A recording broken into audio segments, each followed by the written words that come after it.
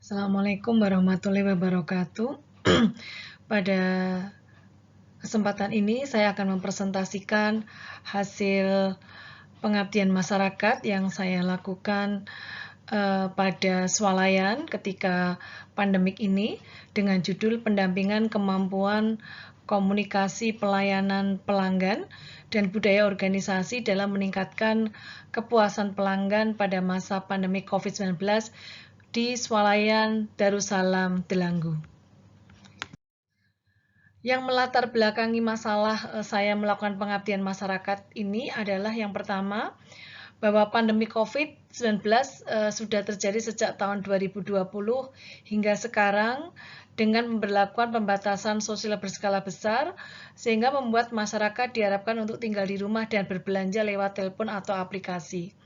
Di samping itu, menurut Barat tahun 2020, bisnis retail, supermarket, dan minimarket mengalami pertumbuhan yang baik meskipun terjadi pandemik COVID-19 sejak tahun 2020 dengan pertumbuhan yang positif.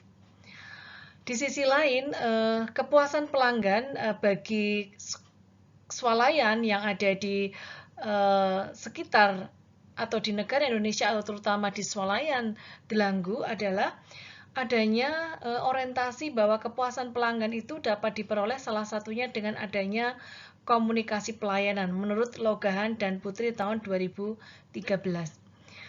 Selain kepuasan pelanggan, swalayan akan bisa berkembang dan akan menjadi lebih baik karena pada swalayan itu telah memiliki nilai-nilai organisasi yang terbentuk pada budaya organisasi atau iklim organisasi yang merupakan salah satu peluang untuk membangun sumber daya manusia atau karyawan melalui aspek perubahan sikap dan perilaku yang diharapkan dapat menyesuaikan diri dengan tantangan yang sedang berjalan dan yang akan datang, menurut Manik dan Megawati. Kita bisa melihat permasalahan yang ada pada swalayan Darussalam Delanggu. Yang pertama adalah pencapaian kepuasan pelanggan dan pemahaman budaya organisasi masih kurang optimal. Yang kedua, budaya organisasi yang belum terbentuk. Yang ketiga, karyawan tidak melayani konsumen dengan baik. Yang keempat, karyawan kurang peduli dalam mengemban amanah mengawasi toko.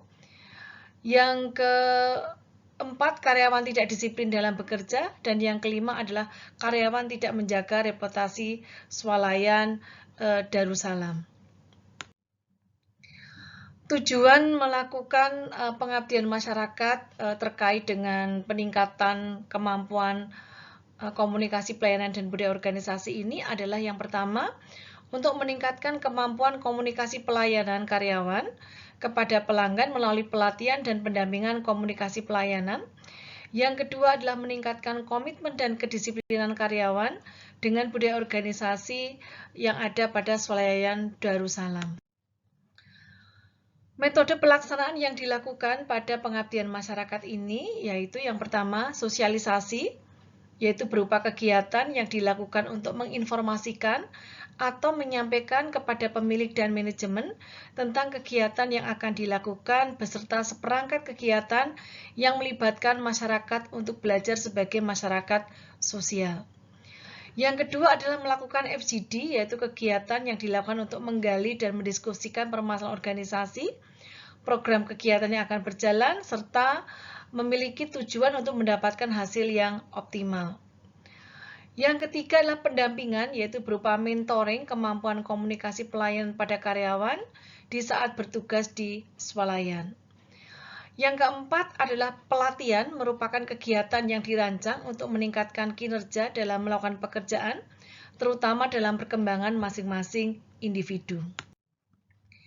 Hasil dari pengabdian masyarakat berupa pendampingan, peningkatan komunikasi pelayanan, serta budaya organisasi untuk meningkatkan kepuasan pelanggan di masa pandemik ini di swalayan Darussalam Delanggu. Yang pertama, hasil yang bisa diperoleh adalah dengan melakukan pelatihan tentang komunikasi pelayanan, maka ternyata dapat meningkatkan keterampilan atau skill karyawan pada swalayan Darussalam, sehingga dapat memberikan pelayanan terhadap pelanggan dengan capaian pelayanan prima, terutama dalam menerapkan 3S Tomat. 3S Tomat yaitu senyum, salam, sapa, tolong dan minta maaf yang itu dilakukan pada setiap pelanggan yang datang ketika ada pelanggan yang merasa kesulitan atau mereka merasa akan mencari barang tetapi tidak ditemukan. Yang kedua, pelatihan dan sosialisasi budaya organisasi atau budaya kerja yang ada di swalayan. Saya sebagai tim pengusul atau yang melakukan pengabdian masyarakat ini menyusun sebuah budaya organisasi atau budaya kerja bagi swalayan Darussalam dengan akronim adalah Sejati, di mana Sejati itu adalah merupakan nilai-nilai organisasi yang berupa setia dan disiplin, jujur, amanah, tanggung jawab, dan islami. Di mana sejati itu diharapkan dapat meningkatkan pemahaman terhadap pentingnya nilai-nilai organisasi yang digunakan sebagai pedoman untuk berperilaku dalam bekerja pada swalayan Darussalam. Yang ketiga, pemberian informasi atau papan informasi budaya organisasi sejati pada tempat-tempat strategis di swalayan Darussalam yang dapat meningkatkan daya ingat karyawan akan pentingnya nilai-nilai organisasi tersebut sehingga karyawan akan meningkatkan kedisiplinan dan komitmennya dalam bekerja di swalayan Darussalam. Adapun budaya organisasi swalayan Darussalam yang disusun oleh pengusul atau disusun oleh saya sebagai pengusul pada pengabdian masyarakat adalah yang pertama, yang pertama adalah setia dan disiplin, J-nya adalah jujur, A-nya adalah amanah, T-nya tanggung jawab, dan I-nya adalah islami.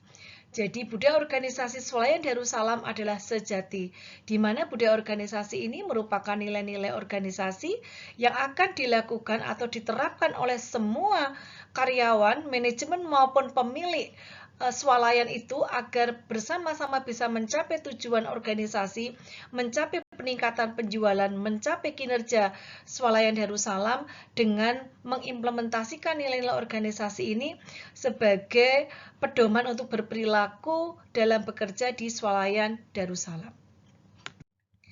Dan di sini ada dokumentasi pada saat melakukan pendampingan kemampuan komunikasi pelayan pelanggan dan budaya organisasi dalam meningkatkan kepuasan pelanggan di masa pandemi COVID-19 di swalayan Darussalam Delanggu.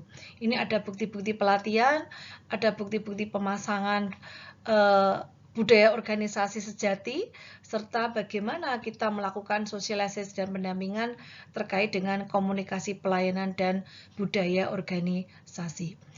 Dan pengabdian masyarakat ini didanai oleh program studi manajemen Fakultas Ekonomi Bisnis, dan saya mengucapkan banyak terima kasih dan tidak lupa pula mengucapkan terima kasih kepada LP3MU MY yang telah memberikan kesempatan saya untuk bisa mengikuti webinar ini, dan tidak kalah pentingnya adalah ucapan terima kasih saya berikan kepada pemilik serta manajemen swalayan Darussalam Delanggu yang telah menjadi mitra di dalam pengabdian masyarakat ini dan memberi kesempatan kepada saya untuk bisa berbagi ilmu dan serta berbagi knowledge serta berbagi pemahaman terkait dengan penyusunan budaya organisasi dan peningkatan kemampuan komunikasi pelayanan pada pelanggan yang kami berikan kepada manajemen serta kepada karyawan yang ada di swalayan Darussalam Delanggu.